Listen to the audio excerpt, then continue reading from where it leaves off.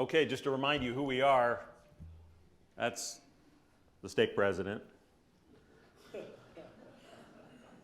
He made you sing that twice.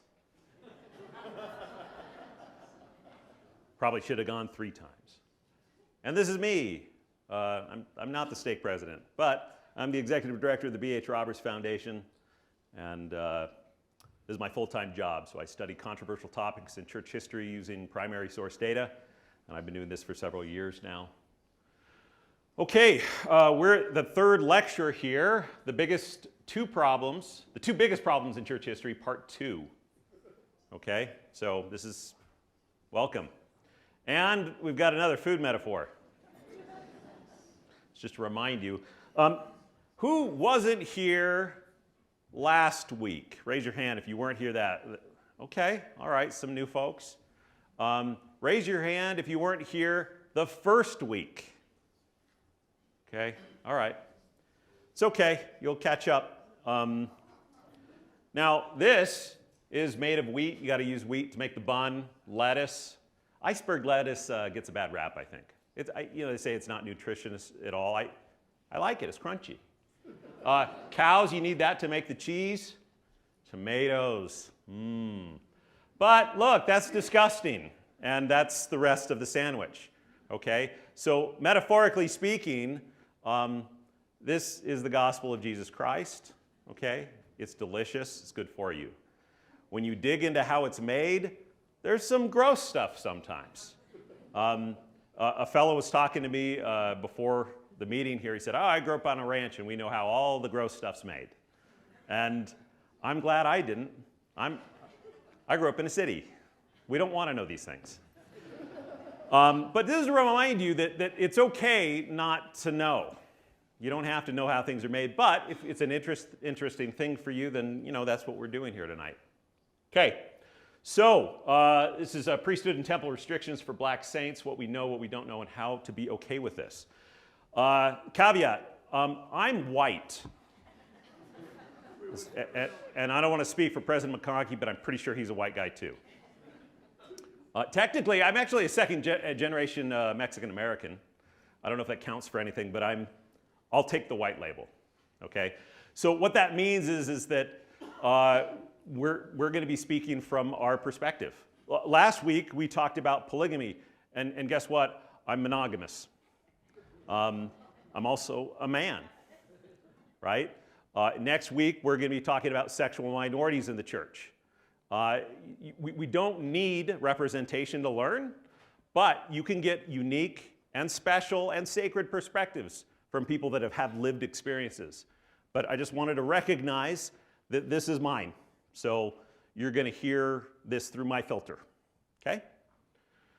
Okay, this is a reminder that the past is a foreign country, okay? People do different things there. This couple here, this black couple with a dog, don't they look like just like a Gen Z couple? Because they all get little dogs instead of kids now. So you might think, hey, yeah, they're like us. Maybe in some ways. These folks on the right, actually every single one of those people is considered black, even though those kids look pretty white. They had enough, quote, Negro blood in them that they were considered black, and they were actually enslaved. This photograph was used to raise money, because they're reading books, to raise money after the Civil War for people in the South. But again, that makes no sense to us, right? But again, the past is a different country, okay? So that's really important that you understand that. Okay. We're going to start with an official statement from the church, all right? The church disavows the theories advanced in the past that black skin is a divine disfavor, a sign of divine disfavor or curse, or that it reflects unrighteous actions in a premortal life, that mixed race marriages are a sin, or that blacks or people of any other race or ethnicity are inferior in any way to anyone else. Church leaders today unequivocally condemn all racism, past, present, in any form. So the church is not okay with racism, is the big takeaway here. Now we're going to talk about historical context, because we're talking about history, so we're going to get a little context. I'm going to just rip the Band-Aid off and start with this quote. "I will say then that I am not, nor ever have been, in favor of bringing about in any way the social and political equality of the white and black races. I am not, nor ever have been, in favor of making voters or jurors of Negroes, nor of qualifying them to hold office, nor to intermarry with white people. And I will say there is a physical difference between the white and black races, which I believe will forever forbid the two races living together on terms of social and political equality, and therefore must be in a position, there must be the position of superior and inferior, and I am in favor of having the superior position assigned to the white race." That's a pretty bigoted statement, and that's really hard to forgive someone that said that. But Lincoln said that, not Brigham Young.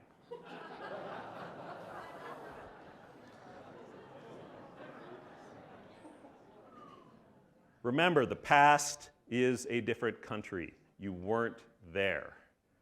The understanding we have of what that was like back then is we just don't get it. This is to remind you that President Lincoln said all this. He was on record saying this, yet he is the one that worked tirelessly to emancipate the slaves. How does that work? How can we make that make sense?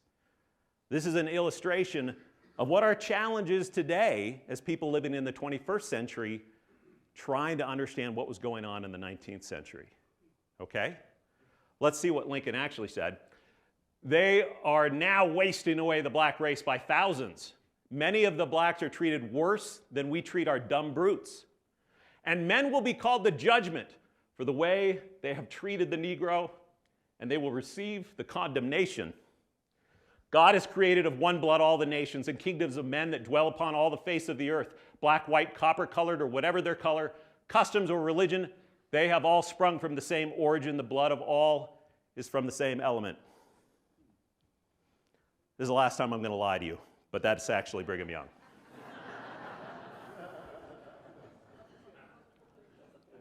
Hopefully this reoriented your mind a little bit to understand how complicated things were in the 19th century when it came to race.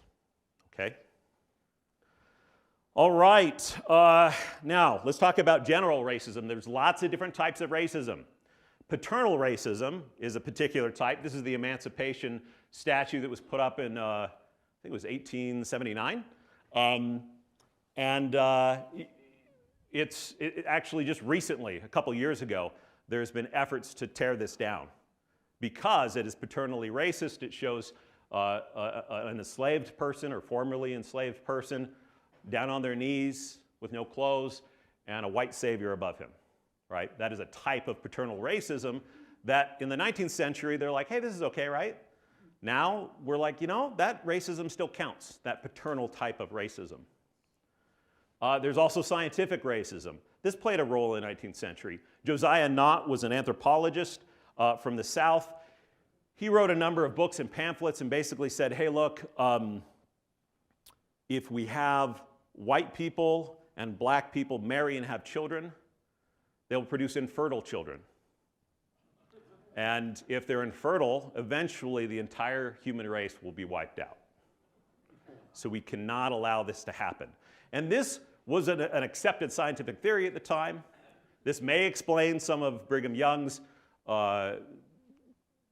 caution, I guess, against mixed-race marriages, where he would use rhetoric saying, oh, it's the death to us all if we allow this. But this was a common belief at the time.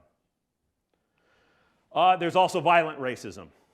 Horrible, horrible, hate-filled violent racism. Now, the church is guilty of paternal racism. The church may be even guilty of scientific racism. We are not guilty of violent racism. That is not part of us as an institution. I don't know if this is counts for much, but I think it counts for something. Also, speaking of 19th century racism, William Lloyd Garrison was an abolitionist. Today, we'd call him an anti-Semite and a racist. John Brown, we would call him a child abuser, a terrorist, a murderer, and a racist. Notice how I didn't put murder in quotes, because well, he was a murderer. But even Harriet Beecher Stowe, who wrote Uncle Tom's Cabin, we would consider things she said as racist. But these were the heroes of the 19th century as far as black emancipation went. Again, a complicated history. All of these people throughout time, the last several thousand years, every single one of these people would be guilty of racism, sexism, xenophobia, ableism, classism. But, you know, was anyone good before the 20th century? I mean, yeah, of course. Of course. Judging the past by the present is doing a disservice to both. Okay? So hopefully I beat this dead horse dead enough, but it's really, really important we contextualize this stuff. We're incredibly privileged to live in the 21st century. Incredibly privileged. We have the most human knowledge at our fingertips in history, and a fantastic perspective. Now, that's also a challenge for us, because the perspective we are fed is at the top of that iceberg. If you recall the first lecture, we only get what we're served. It's really hard to dig in and see what else is there. Okay, so why is this one of the biggest problems in church history? This is the root of it, okay? The origin of the priesthood and temple restriction for black saints speaks to the fundamental question of trusting prophets of God to implement policy based on received revelation, which has broad implications about current policies in the church. This is why this is one of the hardest problems in church history. If it wasn't inspired, how do we trust the prophets? If it was inspired, how do we square this with our understanding of God? Now, if you recall, we are not going to answer all your questions. We cannot. We do not know the answers to all your questions. So do not be disappointed if at the end of this hour and a half, you're like, gee, I learned a few new things, but I didn't get my questions answered. It's not because we're holding back, okay? These are hard problems. Recently, the B.H. Roberts Foundation did the largest representative survey of Latter-day Saints that's ever been done. And a question was asked: the priesthood and temple restriction against black members was uninspired and was implemented and maintained primarily because of racism. Do you agree or disagree? It was split in thirds, with yes, I agree, no, I disagree, or I'm neutral. I would imagine if I took the survey here, it would be similar. Now, the church's position is pretty neutral, right? I mean, they're not touching this. They're like, racism is bad. Theories you've heard in the past, we're not about that stuff. Let's focus on loving now. That's the position they'll take. Historically speaking, they'll say, well, this is what happened.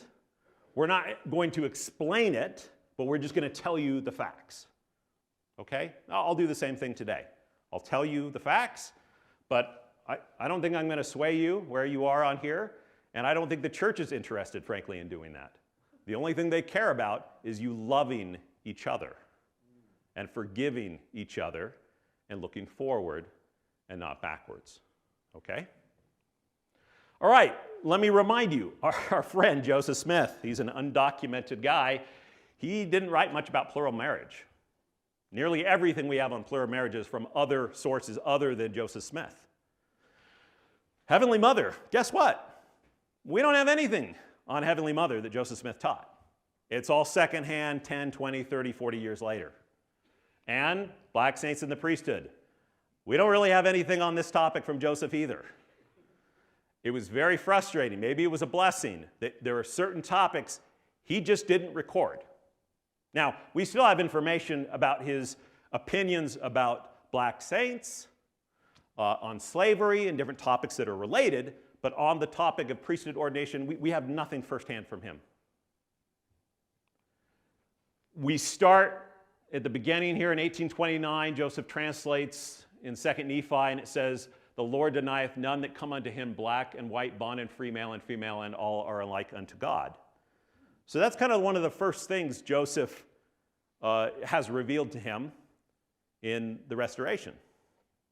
However, nearly the next thing he does is receive a revelation from Moses that says, "And they were a mixture of all the seed of Adam, save it were the seed of Cain, for the seed of Cain were black, and had not place among them." So we have these two revelations in the earliest part of the church. What's he supposed to do with that? It's hard. Now, to save time, I'm not going to go through every single thing Joseph ever said about black saints in the priesthood, but I'm going to give you some highlights. There's probably no more than 24 things we have on record where he's even referring to either of these things, and none specifically together. Okay, Joseph in the 1836 Minute Book said, this is a rule book for the Kirtland Temple. By the way, they made a rule book. They said, okay, no man shall be interrupted who is appointed to speak by the permission of the church by any display of ill manners or ill breeding from bond or free black or white believer or unbeliever. The implication is that black people would be in the temple here with us. Because how can they have this apply to them if they weren't there? So this is interesting data about the Kirtland Temple. He expected, and there were black saints at this time. In 1840, he said, "Persons of all languages and of every tongue and of every color who shall with us worship the Lord of hosts in this holy temple." So this is referring to the temple they were building in Nauvoo, and he specifically says every color. Now, some people say, well, they had church services there. The actual temple ceremonies were somewhere else in the temple. We don't know. But in 1843, he said, "Black people have souls and are subjects of salvation." Well, no kidding, but this was not an obvious statement to make in the 19th century. Protestants and Catholics had segregated congregations, incredible amounts of racism going on in those organizations as well. And so for him to proclaim that's fascinating. That's fascinating for the time. 1844, in a public sermon, he said, "In regards to the law of the priesthood, there should be a place where all nations shall come up from time to time to receive their endowments." All nations, including the African nations. Okay, so these are all statements from Joseph Smith that are related to this topic. He also had some other statements. These are more challenging. In 1836, referring to African slaves, he said, "The curse is not yet taken off from the sons of Canaan." In 1842, he said, "Black people are the sons of Cain." In 1842, in the book of Abraham, he said, "Descendants of Ham are cursed pertaining to the priesthood," and that he was of the lineage by which he could not have the right of the priesthood. And then, this is something that Joseph Smith didn't say, but an omission. From 1839 to 1846, we had about 20 black people living in Nauvoo. About half of them were men. Not a single one was ordained or went through the Nauvoo temple. We don't know why. That's just what the records show. So, and to further complicate things, we have testimonies from general authorities contemporary with Joseph Smith who said Joseph taught the black saints could not have the priesthood. But these recollections are from many decades later, and some of them are contradicted by other pieces of data. Some of these men were sympathetic. Some of them owned slaves. It's hard to interpret history. And like we've talked about, when you have something that says, well, this is a fact. Well, maybe. We're not sure if this is true. They're testimonies. You can look them up. You can see what they said. They all tell stories about, well, Joseph, we had this conversation. This is what he said to me. But people interpret that 30% uncertainty different. Again, that's an arbitrary number, 30 here. Paul Reeve is like that. All those four general authorities were all wrong. They are grossly mistaken, or they're fabricating their memories. Ron K. Esplin, he's the manager of the Joseph Smith Papers Project. He's like, no, actually, yeah, I'm pretty sure Joseph taught this. The historical evidence says so. These people don't agree. They're both faithful members of the church. They're both historians. They disagree. By now in the lecture series, this should not surprise you at all. Okay? Now, let's shift gears to Missouri. If you recall, we had Kirtland and Missouri in the 1830s. The church was really in two places at the same time. Missouri had a problem. Missouri had a law that did not allow free blacks in the state. They were a slave state, and they didn't want free blacks in the state. But the church had no problem with free blacks joining the church. And Missouri was a gathering place. So you see there's a conflict. So W. Phelps published something in the Morning Star in July of 1833. He said, so long as we have no special rule in the church as to people of color, let prudence guide, and whilst they, as well as we, are in the hands of a merciful God, we say, shun every appearance of evil. As to slaves, we have nothing to say. In connection with the wonderful events of this age, much is doing towards abolishing slavery and colonizing the blacks in Africa. So in that, the translation is basically like, we don't really want to talk about slavery, but a lot of neat things are happening under the hands of God, and maybe it'll be abolished.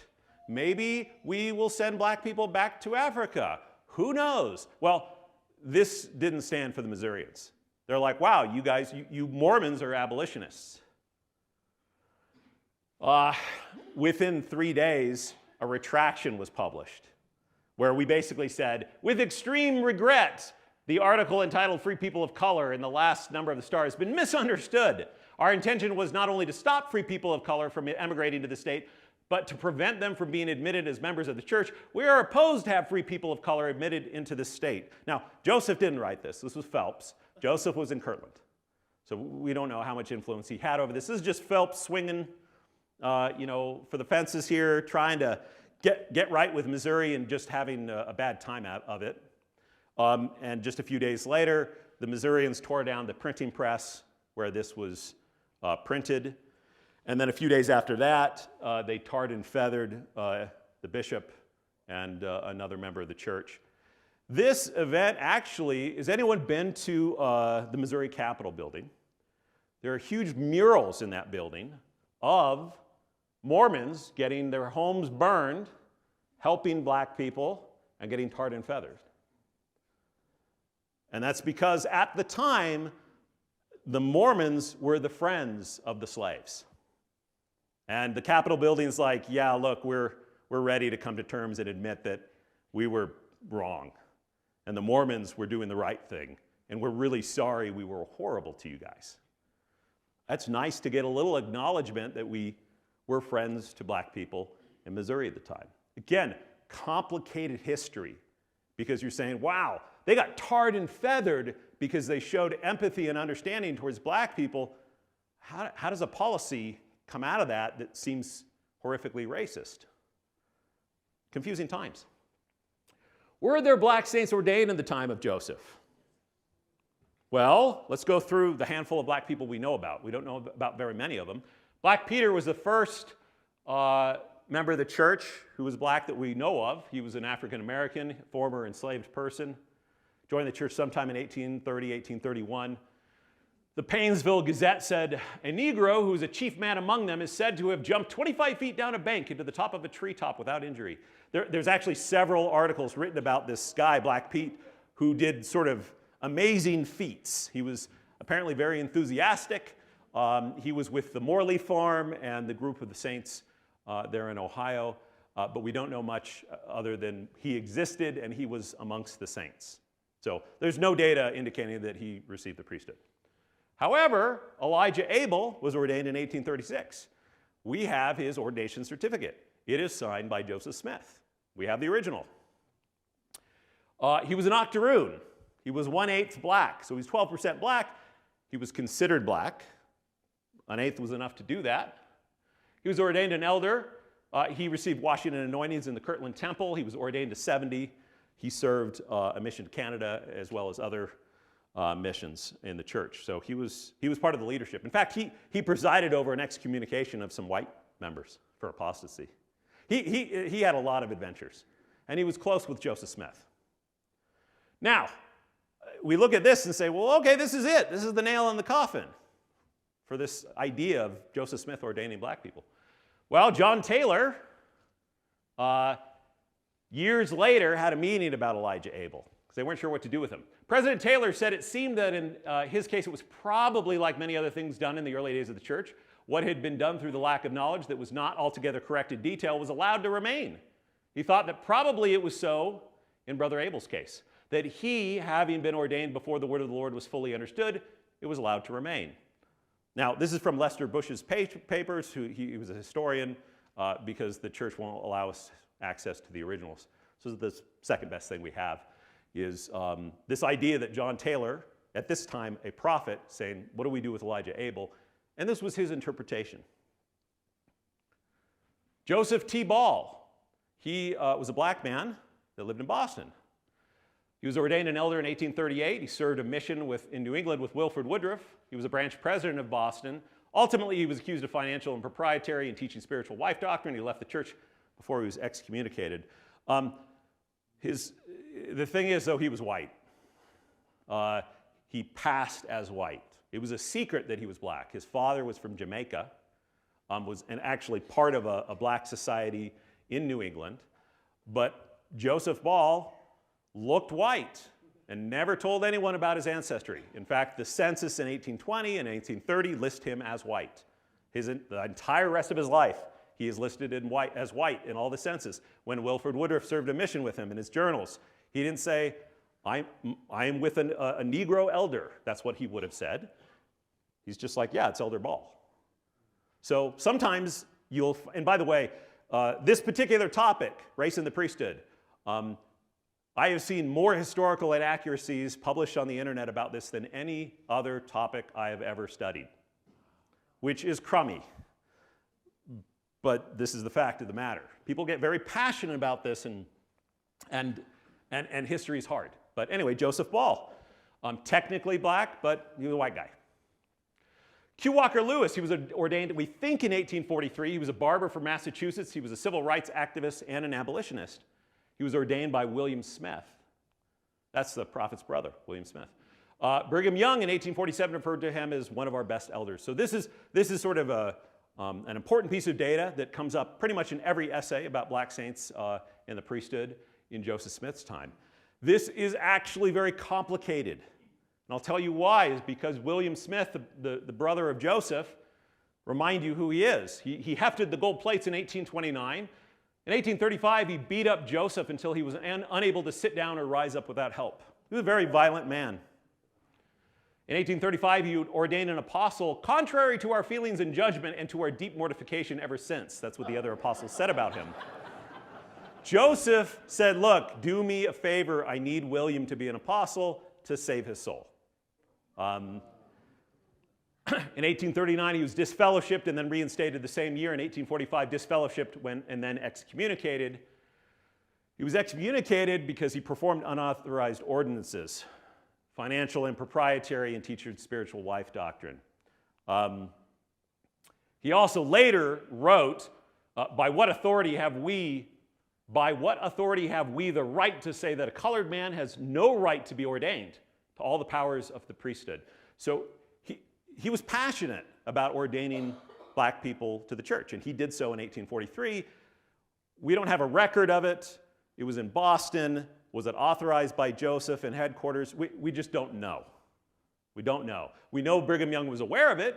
He said, well, yeah, we know, Walker Lewis, he's an elder. Was it something that was okay that William did? We don't know, right? William Appleby knew and didn't like it. In this branch, he visited Boston. He was a branch president in New Jersey. He also was eventually the mission president of the Eastern States Mission. He said, in this branch there is a colored brother, an elder ordained by Elder William Smith while he was a member of the church, contrary to the order of the church and the law of the priesthood, as the descendants of Ham are not entitled to that privilege. So in 1847, by then we have someone who says, well, wait, this isn't okay that he was ordained in 1843. It's against the rules. Was he referring to an actual rule that was around in the time of Joseph? We don't know.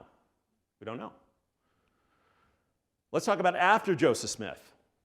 Less than a year after Joseph Smith is killed, John Taylor says black people are the descendants of Ham and have black skin, which has ever been a curse and are apostates of the holy priesthood. And then in 1847, there was a really important meeting. Again, if you do research on this topic, this comes up all the time. Brigham says, at sundown, this is in Winter's quarters, by the way. At sundown, I met the brethren of the 12, so all the apostles are there, and others, also William McCary, the Indian Negro, and his wife at the office. McCary made a rambling statement, claiming to be Adam, the Ancient of Days, and exhibited himself in an Indian costume. He also claimed to have an odd rib, which he had discovered in his wife. Now, I know it seems silly, but this is one of the strangest meetings that has ever been recorded in church history. Okay? This is William McCary. That's an artistic depiction of, we don't actually have a photograph of him, but he was a black man that adopted a persona from the Choctaw Nation. So he said, I'm from the Choctaw Nation, but he was just a black guy. He was formerly a slave. He was also a musician. He was really talented with singing and playing instruments. He married a white woman in Nauvoo who presented as a Delaware Indian. This young woman said, well, I want to be an Indian too, so I'm going to be a Delaware Indian. So here they were, this Indian couple, mixed-race Indian couple, that were musicians. They formed a church. They had about 60 people that would follow them around, and he would preach to them. But eventually it disbanded. He claimed to be Adam, or a prophet of some sort. He met with Brigham Young and complained about racism and had him examine his ribs. The meeting notes are very strange. You can read them. We have them documented. But the reason this is important is because the topic was, I'm a black man, and I'm complaining about racism to the prophet and the 12. And we're going to talk about this. And that's a very rare meeting in 1847, anytime in the 19th century. That's why this is really important. Brigham said, we don't care about the color. It's nothing to do with blood, for of one blood has God made all flesh. So, and this is also where Brigham Young brings up Q. Walker Lewis as being one of the best elders out in Massachusetts. So, how do you interpret what's going on here? Oh, by the way, he also performed sealings where he'd had sex with women. That got him in trouble. So he was excommunicated. But anyway, but the meeting, it was a very strange meeting, and you can interpret it as an opportunity to have insight into the 12 and Brigham Young's thinking about black saints in the priesthood, or you can think of it as, oh my gosh, there's a crazy person here. How do I placate them to get them out of here? And again, we weren't there. We don't know. It was a very strange meeting. The minutes are strange. Everything about this is strange. But it's the data we have, okay? Shortly afterwards, Parley P. Pratt said, people want to follow this black man who have got the blood of Ham in which the lineage was cursed as regards to the priesthood, they can go follow him. Now, this is the first time that Scripture is paraphrased as relating to some relationship between black men in the 19th century and a priesthood man. Again, we don't have any other context. We have these little fragments from notes. A couple years later, Lorenzo Snow, they were having a meeting, a leadership meeting. He says, Lorenzo Snow presented the case of the African race for a chance of redemption and unlocked the door to him. He said, Brigham, let's talk about black people. When are we going to give them the priesthood? And Brigham said, we can't do that yet. Someday, but not now. And he went, okay. So that was happening in 1949. Some people interpret this as the earliest point was sometime in 47 or 49 when the restriction was put in place. Other people interpret it as, well, it's been in place since Joseph's time, and he just said, well, how about we just bring this up? They didn't have a big discussion about it. It was a relatively short discussion because they already knew the issues, apparently. At least that's one way to read it. Now, 1852, this is the big date everyone brings up. Brigham Young says, if there was never a prophet or apostle of Jesus Christ spoke it before, I tell you this people that are commonly called Negroes are the children of old Cain. I know they are. I know that they cannot bear rule in the priesthood. That time will come when black saints will have the privilege of all we have the privilege of and more. So he said at some point they will, but right now they can't. So this is the first public declaration. So when people put a date on when did the restriction get put in place, it's 1852 is typically that date because of this speech to the Utah legislation. Okay, We're skipping a ton of stuff. I'm skipping a ton of stuff. Slavery in Utah, baptisms for the dead. Interestingly enough, Brigham Young let a whole bunch of black saints do baptisms for the dead just for a weekend. It's a strange thing. There's a Jane Manning James, fantastic, interesting story about her petitioning to have her temple blessings. The petition of Elijah Abel, the John Taylor Council. There's so much more. We can't cover it, okay? I'm going to shift to modern, the modern topic of black saints in the priesthood. Okay, and this is going to be brief. This is also very brief, trying to cram 70 years into a couple of slides. So I'm just taking little bits of pieces here. Joseph F. Smith was the prophet until 1918. He said, and this is kind of insulting, but this is the best we got. I have seen many polished gentlemen in my life who have been unfortunate enough not to be white. That is in their skin. But in their hearts and in their manners, in their courtesy and conduct, they were far superior to many of their boasting white brothers. Again, pretty racist. But this is him trying to be nice, I guess, right? The point is that, well, there's a lot of points here. One is there weren't a whole lot of black members of the church back then, okay? But here he's trying to say, look, don't be so proud that you're white. Look inside your hearts. Heber J. Grant, he said, until the Lord gives us revelation regarding the matter, we shall have to maintain the policy of the church. So the policy was, in his time, he said, look, there is a policy. We're not budging there. George Albert Smith, he said Negroes are not entitled to full blessings of the gospel. He said from the days of the prophet Joseph until now. That's what, in his mind, how he felt about it. David O. McKay, he said, we are assured the time will come when the Negro will receive every blessing to which he is entitled, including the priesthood. From now on, here in Africa, you may treat people just the same as we treat them in South Carolina or Washington or New York or Salt Lake City. He enacted a new rule. Before you had to trace genealogy, saying, oh, I'm not black. But he said, you know what? We're doing some work in South Africa. We're starting to do work in Brazil. That's untenable. They look like white people, they're white people. They look like black people, they're black people. And that may not sound like progress, but it was progress. It was a lot of progress. Joseph Fielding Smith, Eugene, England, was a scholar at BYU, and he tracked down Joseph Fielding Smith and said, we need to talk about this. Ultimately, and he recorded the conversation, so this is from Eugene, England's perspective. He basically just said, Joseph Fielding Smith said, look, this is what I was taught. You don't have to believe Negroes or deny the priesthood because of the pre-existence. I've always assumed that because that's what I was taught, and it made sense. But you don't have to be in good standing because it's definitely not in the scriptures. And I've received no revelation on the matter. Okay, for what it's worth. Harold B. Lee, if you will remain true and faithful to the church, the time will come when the policy of the church will change. And then Spencer W. Kimball. Now, President McConkie is going to talk about him, so I'm going to skip him. This is when he was a missionary in the 1920s. Okay, we're skipping a lot of historical stuff in the modern times too. Love Branch in South Africa, fascinating, inspiring story. If you don't know about the Love Branch, look that up. Official statements for the first presidency, there were a few. Missionary discussions on race in Brazil, Patriarchal Blessing, Lester Bush, Sao Paulo, Brazil Temple, the Genesis Group, so much more.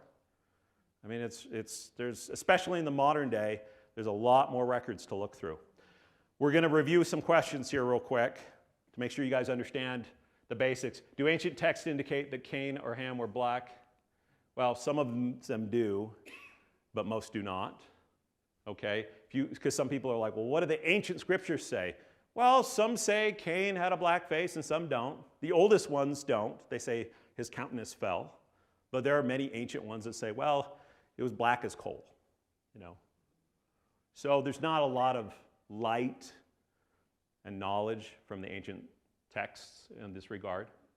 Did the church ever segregate congregations? No, not as a policy. It's actually pretty unique. Most churches, or a lot of churches, did. There are some exceptions in apartheid in South Africa. There were legal requirements. There are a couple of sad stories where a family that was black in maybe Tennessee or Georgia was discriminated against, but this was never a policy of the church. Did Joseph Smith ever document any type of priesthood or temple restriction for black saints? No, he didn't. We only have secondhand reports. How many black people were ordained in Joseph Smith's time? 2-ish. Okay? One is Elijah Abel, that we are pretty 100% certain that was legit, because again, Joseph Smith signed that certificate.